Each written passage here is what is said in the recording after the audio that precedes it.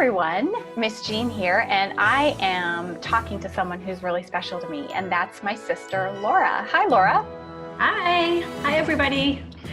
So you are a teacher, Laura, and you live in Victoria, BC in Canada, a beautiful, beautiful place. Yeah. So our family moved there. Wow, I was 15. I guess you were 12 when we moved to Victoria. That's right. Yeah. Yeah. So it's a beautiful, beautiful city. I love it there. And you and our brother and our parents all still live there. I'm the only one who kind of left. But so you are a teacher there. And in the last couple of weeks, I've been talking to you just as we've been catching up about what it's like to be a teacher remotely, because we're in very interesting times right now. Things are not business as usual at all. So I thought the listeners of Discovery Mountain might like to hear a little bit from you of what it's like to be a teacher remotely. So why don't we start by, Laura, if you just share with everybody where you're teaching now and how many years you've been a teacher. Sure. Okay. So I teach at Torquay Elementary, and it's a beautiful little school in a really nice little neighborhood. So I'm fortunate that way. I think this is my 15th year coming up at working there. Wow. Yeah, it goes by really fast, and I have no plans to leave there. It's a great place to be. And I've been teaching about 20 years. Yeah, 21, I believe. So I spent quite a few years when my daughters were young. They're the same age as your girls, basically, right? Yeah. If the viewers know them. They know them a little bit, yeah. Yeah. Subbing. So I think maybe you guys refer to substitute teachers as supply teachers. Could be. Yeah. So growing up in Canada, if you use the Canadian lingo, that makes sense to me. And if I hear the US lingo, sometimes I can't remember which one is which. Yeah. Because I'm used to both. So yeah, substitute or supply teacher, right? Right. You did that for a few years when your girls were little. Yeah. Yep. Yeah, probably 5 or 6 years. And it was great. It was a good balance. I could kind of pick and choose when to work. Right. Yeah, but there are also benefits to having a contract. So yes, definitely right. A guaranteed job every fall. So exactly. That's a public school in Victoria. Right. And it's a pretty school. It's a really pretty school. So let's think about when we were kids growing up. Did you always know that you wanted to be a teacher? Yes, I did. Yeah. I knew the answer to that. I know you did. But I had to ask anyway. Yeah. Sounds a little cheesy maybe, but I did. I've always loved kids. I always babysat from an early age as soon as I could. And yeah, I knew probably officially in grade 10 or so that I really wanted to teach. And there was a special career preparation program that was offered at our high school for grade 11 and 12. So a good core chunk of your classes or credits were specifically in a childcare based profession, if you were leaning towards that. Nice. So that really made my decision solid. It was great to be able to experience, have some chances to plan for kids. And we had a little preschool that we ran in the high school. So neat. Yeah, that's a great opportunity just to give you a taste of what your future might be like. And obviously for you, you liked it and it confirmed. Yeah. But for other students, that would be a great opportunity to test it and say, okay, exactly. Is this really what I want to do before you get to university? And you and I both went to the University of Victoria, there in Victoria. I think we only actually overlapped for 1 year though, didn't we? I think so. I was trying to remember that too. Yeah. Yeah. And all your classes in the education building were in a totally different area than where I was. So, but anyway. Yeah, it was too bad, but beautiful place.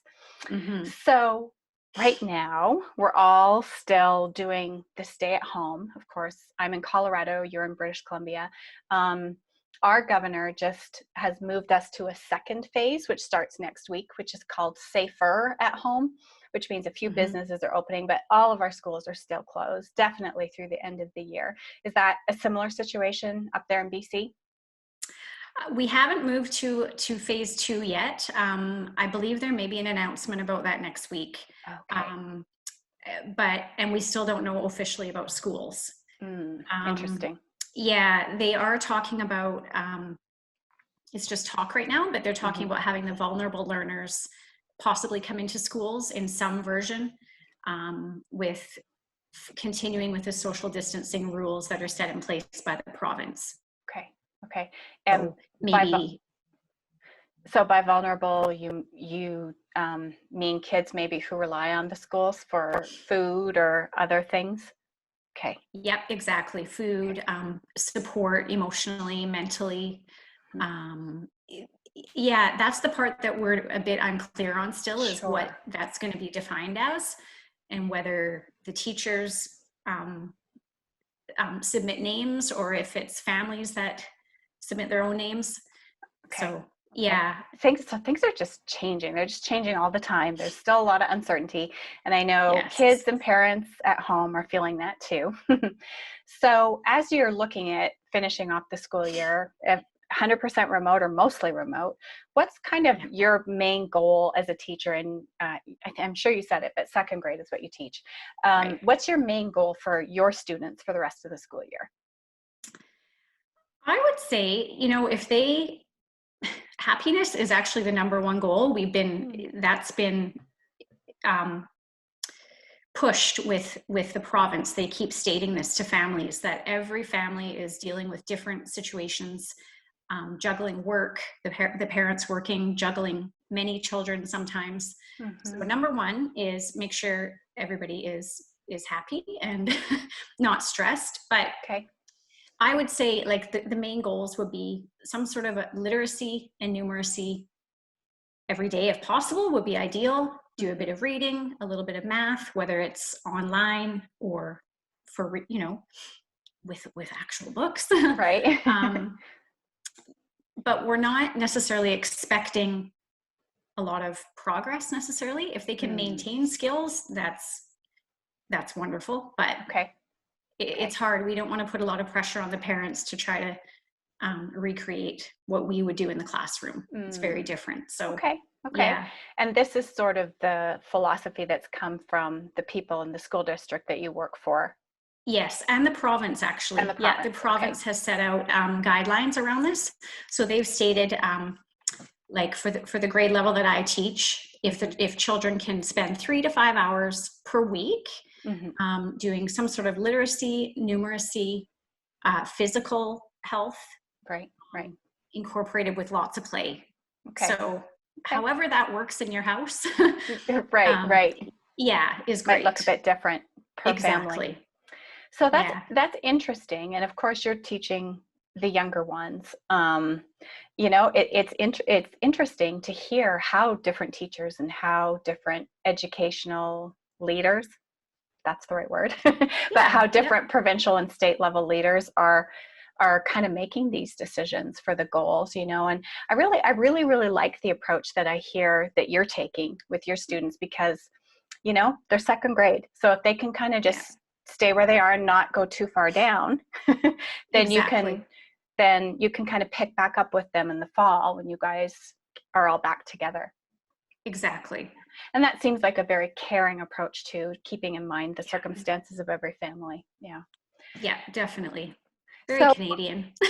Pardon me? Very Canadian. Right. Kind and caring. You say, sorry, kids. Yeah. Love it. Yeah. So what technology are you using to help your students and to encourage them to do those things? You talked about the reading and the mathematics, and to just kind of keep up with their skills. So the platform that I'm using as a base, it's called Fresh Grade. And so that's actually the reporting tool that I've used all year, and many of us do. So I've been it's been great that that's already been established. So I essentially make up activities for the week with lots of options, lots of choices for them. I think that's important right now too.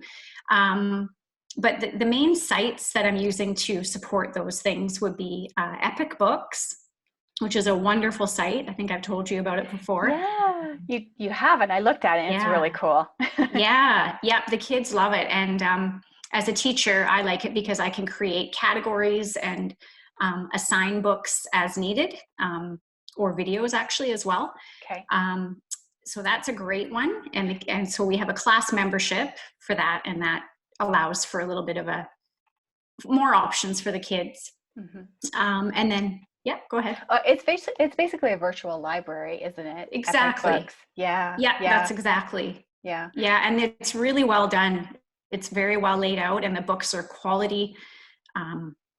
Yeah, rather than just trying to find things in random places. And sure, it's kind of all in one hub, and it's really neat how you can assign books to your students to then just go onto that website and read them. Technology is just fascinating. Yeah.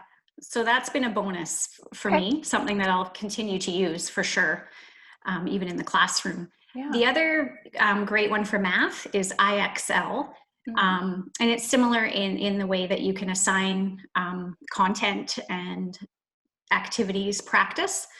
And yeah, the kids love it. There's something about being online that they really, it helps motivate them, is what the parents are saying. So if that piece is there, it can, motivate them to the next step, the paperwork part, if they want to. That's really neat. That's interesting that they probably enjoy getting on a computer and doing their math instead of sitting down with paper and pencil. They do. Makes sense. Yeah. Yeah. It's different. Yeah.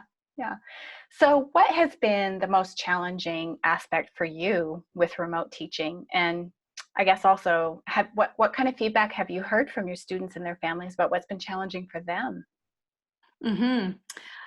For me, I would say the most challenging part was at the beginning, when this was it was so new to us. Sure. And learning about, we were presented with many different options of how to, platforms to use for our families to access. And it could have been very difficult if you had very little technology experience, or you didn't have something going already. So once I decided what I was going to do and got started, I felt a lot of relief. Sure. Yeah. So the biggest learning curve for me has been probably the technical part. Just knowing how to put it all together in an efficient way and not be too hard on yourself during it, right? Knowing that we're all learning. It's good advice. The teachers are learning right along with the students. Yes, exactly. So Epic Books, for example, was that something that you utilized in the classroom already and you just kind of ramped up how you're using it, or was it a new thing for you? I hadn't used it with this class yet. Actually, I did in previous years, but more as a supplemental type thing. If we were doing research, they could have their specific books put on. And so, yeah, as I said, I could see it as being very beneficial from here on out. In many ways in the classroom. I mean, we needed a few more devices for kids. That's a whole other story once we get back to the class, but yeah. Okay. So maybe has opened up for teachers like you and at all age levels, maybe it's giving you new ideas of different ways to do the same thing, but using different devices to share the same information. Yes, it definitely has. Delivery methods. A bonus. Yeah. I'm not a teacher, so I'm struggling for the right terminology, but you know what I'm saying. You got it. Yeah. So during this time, have there been some kind of surprises, some happy surprises, things that you didn't expect? Yes, for sure. Yeah, I mean, it's hard not seeing the kids. That is the hardest part of this all. Sure. And so one big bonus is part of the program that I'm using, Fresh Grade. So I will post things for them, but they now have access, which they never would have had in the past. The older kids would, but at this age, you have to kind of be careful with that. Sure. So they now have access with their parents' help to also post or submit what they've done or things they want to share with me, videos, photos. So that has made my day. Almost every day there is a little video. Last night there was a little video of one of the girls in my class sitting under her bunk bed. You know, you could tell she was all by herself, just kind of chatting to me. Aww. Oh, I missed you and this is what I miss. And it just, those are the kind of things that just melt you and actually makes you miss them more. But sure. And seeing what they do, their family life, like we hear about it when we're in school, you hear their stories, but to really be able to live it, a couple of them have sent photos of their field trip for the day, to the beach, or their art class where they're helping their dad sand wood in the backyard. Cool. So there's so much real life learning that they're doing. And I think, it's been really nice to see all that. Oh, that's really neat. Yeah. That's really neat. Mm-hmm. Yeah. So you're able to bond with them in a different way. Exactly. Yeah. And chatting with them, it's really cute when they post things. They love the fact that they can use emojis now. So it's yeah. Oh, sweet. Yeah. So they're just loving the freedom, I think, of all of it too. Yeah. Really neat. So yeah. And I do plan to start Zoom meetings with my whole class next week. Oh, okay. We finally have got permission from the school district, the school board, to use that. Okay. We had to get parent permission, and it was quite a process. Sense. With younger students particularly, that makes sense. You want the parent permission. Yeah. Yeah. So I mean, at the high school level, they're doing lessons. They're doing actual Zoom lessons, so it's pretty serious. But my plan is to meet maybe once a week as a class. We'll see how it goes, and just talk, just to be able to see each other. That's great. And they maybe can interact play a with game. each other too that way. Yeah. Exactly. Yeah. Well, so I think the first couple times will be interesting. Can't wait to hear how it goes. Exactly. Yeah. So what are you most looking forward to about getting back in the classroom in the fall? Just seeing the kids, the actual, everybody, right? Staff, that feeling of being together, a routine. Yeah, I think you don't realize until it's missing, right? I mean, we know you enjoy your job and all that, but you don't really realize what parts of it you do miss the most, right? Unless you're in this situation, right? So, and it really is, because I know I often work from home, but I never work from home like this long in a row ever. Exactly. And I'm definitely missing the camaraderie, with coworkers, and it's a part of your life, but you don't really realize how important all these people are to you until you don't get to see them. Exactly. I agree. Yeah, we do have Zoom staff meetings, and then there's a group of us that are a bit closer. We have our own little chat meetings, just to bounce ideas off each other, and especially in the beginning, we met a few times a week. Good. Just Support. To really ground us. Because when you're just hearing all this information at first, it can be overwhelming, and there's too many ideas. Sure. And once you actually talk to people who are more, common ground, on the same page as you feel a lot better. It helps. Yeah, makes sense. Yes, for sure. So we've all kind of been stuck in one place, but reading, we can travel, can't we? We can go anywhere in our minds and our imagination. So you're teaching second grade. What are some of your students' favorite books, or do they have a favorite series that they love? Yes, they do. Yeah. But over even the last few years is Dog Man. Anyways, it's graphic. They're graphic novels. He's a cartoonist. Okay. They're funny. So that's the bottom line. Yeah, they're funny. They make the kids laugh. He's got it figured out. Yeah. The author, I think it's Dav Pilkey is how you pronounce his name. Okay. I'm sure the kids listening will know. Okay. Yeah. So those are really popular. Robert Munsch has always been a tried and true favorite as well. And I think it's probably the humor in his books. His stories are funny. Now, he's Canadian, right? He is, yeah. So I wonder how many of our U.S. listeners know of Robert Munsch, how much those books have made it down here. I'm not sure. Good point, actually. Yeah. Okay, so some of those old classics, they still like those. That's great. They do. Yeah, and there's Geronimo Stilton is you probably heard of those. Yeah, definitely. Sort of early chapter books.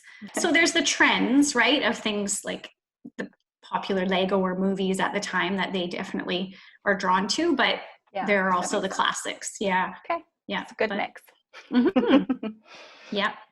So I thought it would be fun. So Laura, you know that Discovery Mountain, we like to do fun things. I've told you about some of the things we like to do for listeners. And I thought it would be fun to create maybe a list of different books by topic. So maybe you and I could work on that after this, and I could post it. Like, I don't know, when Naomi was young, she loved to read animal books. So maybe some favorite animal books or books in different categories that we could share. Yeah, I'd love to pick your brain on that a little bit more afterwards. Oh, sure. Okay, Definitely. sounds good. Yeah. Yeah. And I think it's a free site, if kids were interested in looking at Epic books, I believe it's pretty easy to do. Yeah. And with their parents. Yeah. It looks, I've just spent a little bit of time on there, but from what I could see, there's a huge inventory and from all age ranges as well. So yeah, it's really, really neat. And one of the books I was fiddling around with was even a read to me book. And so it, for kids who aren't quite reading yet, it was narrated, and then the little blip would go across the words, you know? Exactly. So that was neat. Yeah. So it looked like there were quite a few of those style books even on there. Yeah, there are, for sure. Yeah.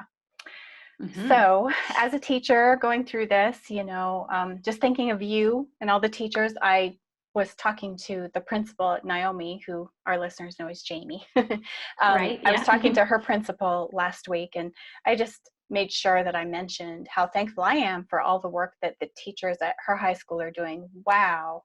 You know, they've just really jumped in there and have kept everything going all online, and just amazing. So I really appreciate all you're doing, all of our teachers and educators are doing to keep these kids moving forward at the age appropriate pacing. So there probably are some teachers, maybe some parents who stumbled across this interview, maybe listening with their kids, who maybe are feeling a little like they're struggling a bit. Maybe they're just sick of being at home. Do you have any final words of encouragement for kids who might be struggling to work online, or even the teachers who are just feel like they're a little bit stuck? Any encouragement for them? And definitely, I've heard firsthand both sides of those, right? Sure. The kids and the parents and the teachers. So I would say just know that this is not forever, and it will end. It's hard to believe that right now, but it will. And if you can write letters to people, close friends, teachers, anybody that you're missing, I think that's very therapeutic. And if you can send them, even better. Or emails. If you have the opportunity to FaceTime, or I know some of the boys in my class are doing Roblox, which is like a kid video game, and they can play live. They can play online with each other. So I've heard that a few of them are doing that, and it makes their day. It's kind of like what they look forward to at the end of some of their work that day, some incentive. So yeah, just try to check in with people any way you can, I think is the best advice for the kids. Parents, try not to be too hard on yourself. I think there's a wide range of things going on.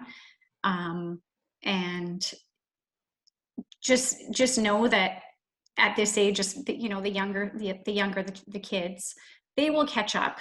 I mean, we're all in this together, and so we're kind of at level playing field when we come back, and we know this, so we'll try to work with that. And just try to make it fun. Like, there's so many learning opportunities in play, or big projects, right? So hopefully they're having those opportunities.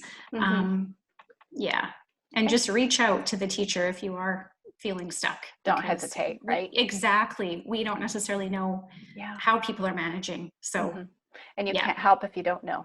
Exactly. Yeah, you got it. So okay.